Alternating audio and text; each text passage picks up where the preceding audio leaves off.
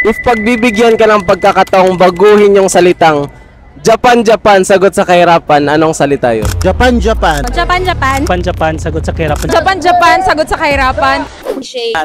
Bigis. Para sa akin, kung bibigyan ako ng chance na palitan yung tagline na yon, para sa akin, Japan, Japan, sipag ang puhunan. Kasi bakit ko sinabing sipag ang puhunan, di ba?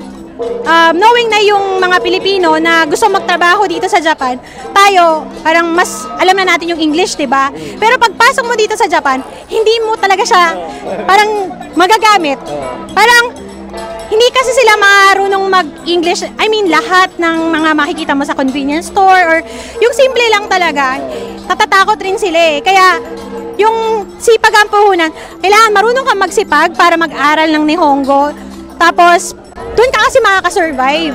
Ang hirap kasi ng buhay, parang hindi lang naman siya yung physically na mahihirapan ka, pero kailangan mo kasi yung communication, tapos para rin magkaroon ng ng magandang environment kayo sa workplace, ganun. Kaya sipag ang puhunan. Okay, before I answer that one, I would like to credit the mga chances natin dito sa Japan. And para sa akin po, Japan, Japan, sagot sa kahirapan, still the same po, walang nagbabago, pero hindi mo makukuha yung sagot sa kahirapan pag hindi ka nag-adjust dito sa Japan. So before that one, kailangan mag-adjust ka sa culture, sa language, sa people, and yung pride po natin.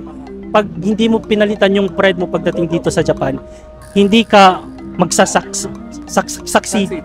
So pag hindi ka nag-succeed, hindi yan magiging hindi siya sagot sa kahirapan mo ngayon. That's my point of view. Yes. And mag-i-improve din yung sarili mo. Matitest yung sarili mo. Yes, kailangan talagang mag-adjust. Para sa akin based on my experience kasi, magiging okay yung pamumuhay mo dito sa Japan. You will be successful if mag-a-adjust ka talaga. You really have to adjust with the language, first language niya. And pride po, pride. I always say that one. Sasabihin ko sana. I always say that one, pride ni, wag natin dalhin yung pride natin. Of course, hindi ko sinasabing kalimutan yung pride natin.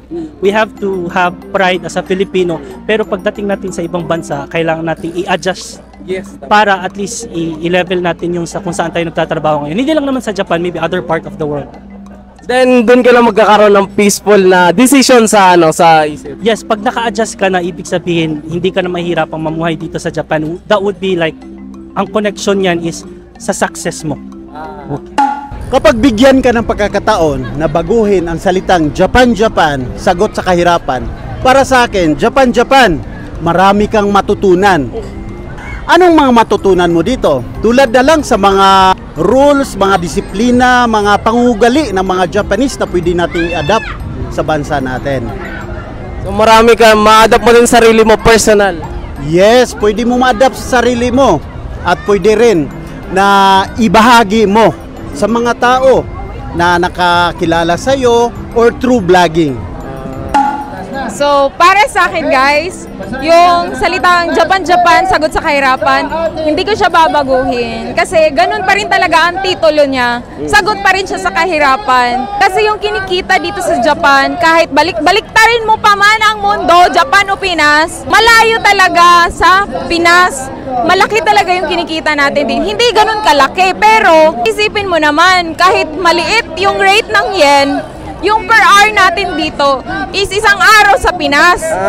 So ganun pa rin, sagot talaga siya sa kahirapan para sa akin. Pero kung yung iba nagsasabi na hindi na siya sagot, hindi na worth it, siguro may na-experience silang pangit sa mga company nila. Kaya yung mga pupunta ng Japan, yun ang paghahandaan nyo. Kasi hindi lahat po ng company dito sa Japan ay maayos ang patakaran at pamamalakad sa mga trainees, SSW, or ano pa man yung ibang mga skills or trabaho nyo dito. Lahat adjust talaga. Adjust dito at saka pamilya natin sa Pinas, syempre, dahil alam naman natin na maliit talaga, bagsak talaga ang yen ngayon. So, tipid dito, tipid din sa Pinas. Hindi lang pwede na kung ano mang problema sa Pinas, problema din natin dito. Dapat, kung anong problema natin dito, alam din ng sa Pinas para sila din mag-a-adjust din. Hindi yung puro na lang bili dito, luho dito, luho doon kasi may abroad sila. Hindi ganun, guys. Hindi ganun. Sa panahon kasi ngayon, grabe ang stress dito sa Japan. So, kailangan ipaalam din natin sa pamilya natin, kahit isa lang, kahit kapatid natin, sino ba yung mga close friends natin sa Pinas. Hindi lang yung iyak. Kailangan meron ka rin ma-share. Actually, totoo yung umiiyak ka. Kahit ako, sa palayan umiiyak ako para walang makakita sa akin.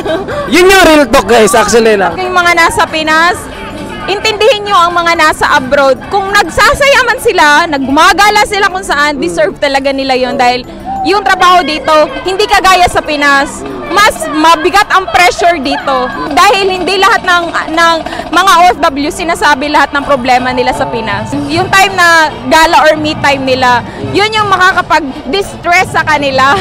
Actually, tama. Distress ang tawag ko yan. Oo, yun yung makapag-distress. Kahit mag-ukay-ukay lang, okay na kami dun guys. Makabili lang kami worth 1,000 yen sa ukay-ukay. Talagang relief na kami dun. So, intindihin nyo na lang yung pamilya nyo na OFW kasi syempre may mga taga-Pinas din naman nanonood nito.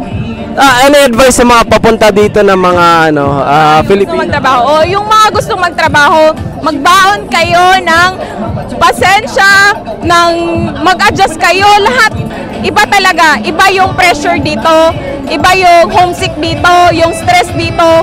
Dahil ikaw lang mag-isa dito, wala kang pamilya. So, kailangan tatagan mo.